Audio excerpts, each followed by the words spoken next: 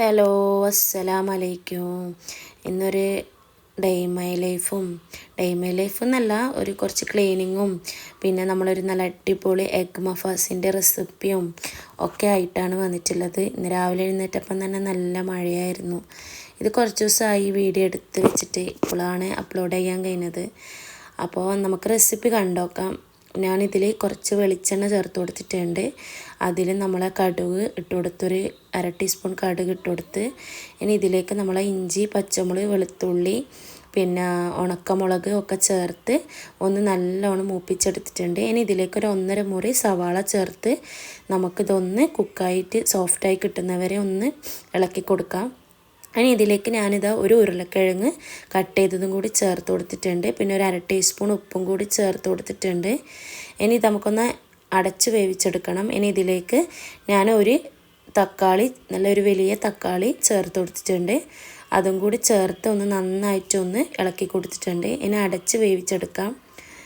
ഇതാ നല്ലോണം സോഫ്റ്റായിട്ട് കിട്ടിയിട്ടുണ്ട്. ഇനി ഇതിലേക്ക് നമുക്ക് പൊടികളെല്ലാം ചേർത്ത് കൊടുക്കാനുണ്ട്. ഇതിലേക്ക് ഞാൻ 1.5 ടീസ്പൂൺ മല്ലിപ്പൊടി ചേർത്ത് കൊടുത്തിട്ടുണ്ട്. പിന്നെ ഒരു 1/2 ടീസ്പൂൺ നമ്മളെ ഗരം മസാലയും കൂടി ചേർത്ത് കൊടുക്കണം.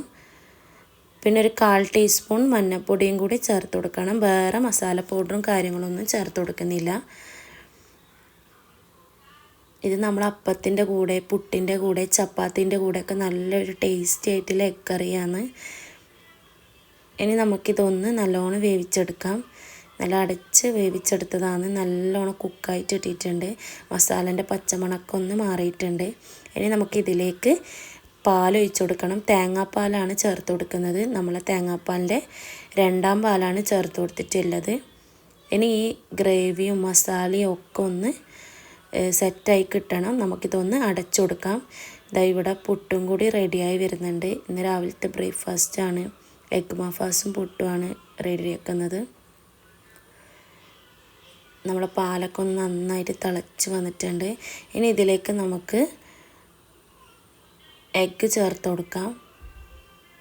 നിങ്ങൾക്ക് എത്ര എഗ്ഗ് വേണമെന്ന് വെച്ചാൽ അതിനനുസരിച്ച് ചേർത്ത് കൊടുക്കാം. ഇനി ഇതും കൂടി ഒന്ന് അടച്ച് നമുക്ക് ഈ ഗ്രേവിയിൽ ഈ എഗ്ഗൊക്കെ ഒന്ന് സെറ്റായി കിട്ടാൻ വേണ്ടി ഒന്ന് അടച്ചു കൊടുക്കാം. ഇതാ ഇവിടെ പുട്ടും റെഡി ആയിട്ടുണ്ട്. നമ്മൾ ഗ്രേവിയും എഗ്ഗും എല്ലാം കൂടിയിട്ട് ഒന്ന് നല്ലോണം തിളച്ച് വന്നിട്ടുണ്ട്.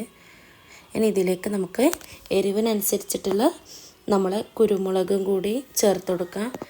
ഞാനിവിടെ ഒരു ടീസ്പൂണ് കുരുമുളക് പൊടിയാണ് ചേർത്ത് കൊടുത്തിട്ടുള്ളത്. ഇനി നമുക്കിതിലേക്ക് നമ്മൾ 1ാം പാല് ചേർത്ത് കൊടുക്കാം. 1ാം പാല് ചേർത്ത് കൊടുത്തതിന് പിന്നെ നന്നായിട്ട് തിളക്കാൻ വേണ്ടി നിൽക്കണ്ട. ഒന്ന് ജസ്റ്റ് ചൂടായാൽ തന്നെ നമുക്ക് ഓഫാക്കി എടുക്കാം. ഇനി ഇതിലേക്ക് നമുക്ക് ഒരു ടീസ്പൂണ് നമ്മൾ നെയ്യും കൂടി ചേർത്ത് കൊടുക്കാം. നമ്മളെ കറിയും നമ്മളെ പുട്ടൊക്കെ റെഡിയായി മോൾക്കെല്ലാം കൊടുത്ത് ഇനിയിപ്പോൾ ക്ലീനിങ്ങിലേക്കാണ്. നമ്മളെ ഷെൽഫും കാര്യമെല്ലാം ഒന്ന് ക്ലീൻ ചെയ്തെടുക്കണം. ഇപ്പോൾ മഴയൊക്കെ ആയതുകൊണ്ട് കവാട്ടിൻ്റെ ഉള്ളിലെല്ലാം ഞാൻ ഒരു പൂപ്പൽ പോലെ പിടിച്ചിട്ടുണ്ടായിരുന്നു. ഇനിയിപ്പോൾ അതെല്ലാം ഒന്ന് തുടച്ച് വൃത്തിയാക്കി എടുക്കണം. കുറേ ദിവസമായി ഒന്ന് തുടച്ച് വൃത്തിയാക്കി എടുക്കണമെന്ന് വിചാരിക്കുന്നു.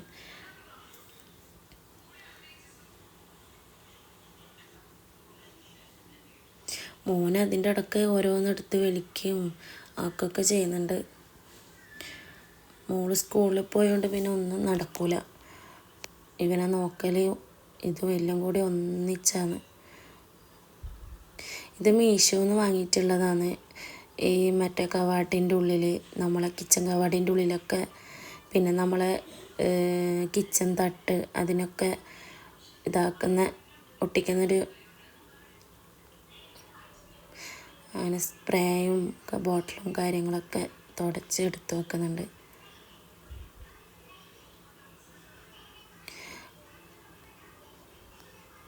കുറേ വേണ്ടാത്ത കാര്യങ്ങളിൽ കളയാനും ഇതൊക്കെ ഉണ്ട്. ഡേറ്റ് കഴിഞ്ഞതും കാര്യങ്ങളൊക്കെ ഉണ്ടായാലും നോക്കി, ഡേറ്റൊക്കെ നോക്കി കളയാനുള്ളതെല്ലാം കളഞ്ഞ്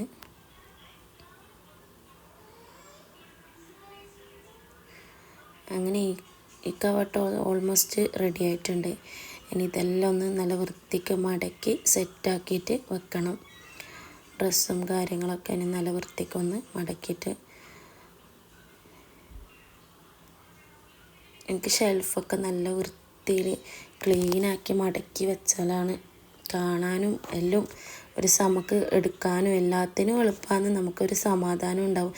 എനിക്കിങ്ങനെ കുത്തി നുറക്കുന്നൊന്നും എനിക്കിഷ്ടമല്ല. അങ്ങനെ നല്ല ക്ലീനാക്കി മടക്കി നല്ല സെറ്റാക്കി വെക്കുന്നതാണ് ഇഷ്ടം. അതുപോലെ ഞാൻ ക്ലീനാക്കി മടക്കിയിട്ടെല്ലാം സെറ്റാക്കിയിട്ട് എടുത്ത് വെക്കുള്ളൂ. വീട്ടിൽ നിന്ന് ഇടുന്നത് വേറെ വെക്കും, പുറത്തു പോകുമ്പോൾ ഇടാൻ പറ്റിയത് വേറെ വെക്കും. ഒരുപാട് വർഷത്തെ മുമ്പേ ഉള്ള ഡ്രസ്സും കാര്യങ്ങളൊക്കെ ഉണ്ട്. ഇതുപോലെ നല്ല അടിപൊളിയായിട്ട് മടക്കിയിട്ട് വെക്കും. അങ്ങനെ ഇങ്ങനെയൊന്നും ഇടൂല. അതുകൊണ്ട് നമുക്ക് കുറേ കാലം യൂസ് ചെയ്യാം.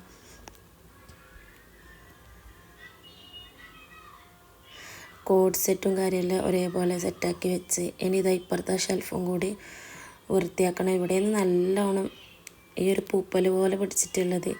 ഇവിടെ കുറച്ച് മോളെ ഡ്രസ്സ്, പിന്നെ എൻ്റെ ഷോള് കാര്യങ്ങൾ, പിന്നെ പാൻറ്റ്, പിന്നെ വീട്ടിൽ നിന്നൊക്കെ ഇടാൻ പറ്റിയ ഡ്രസ്സൊക്കെ ഇവിടെയാണ് വെക്കൽ.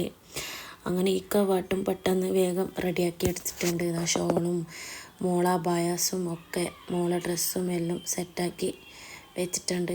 ഇത് മീഷോന്ന് വാങ്ങിയിട്ടുള്ളതാണ്. നമ്മളെ സ്കാർഫൊക്കെ ഹോൾഡർ ചെയ്യാൻ പറ്റിയ അടിപൊളി ഒരു ആങ്കറാണ്. അങ്ങനെ അതൊക്കെ സെറ്റാക്കി വെച്ച് ഇനി കളഞ്ഞ കുറേ സാധനങ്ങളൊക്കെ ഉണ്ട്. അതൊക്കെ ഒന്ന് അടിച്ചു വാരിതാ ക്ലീനാക്കി വെക്കണതാ. ഡ്രസ്സൊക്കെ നല്ല അടിപൊളിയിൽ ഇങ്ങനെ വെച്ചാൽ തന്നെ ഒരു സമാധാനമാണ്. നമുക്ക് ഡ്രസ്സ് എടുക്കാനായാലും ഒക്കെ ഒരു നല്ല സമാധാനമാണ്. ഇനി ഇതൊക്കെ ഒന്ന് ക്ലീൻ ചെയ്തെടുക്കണം.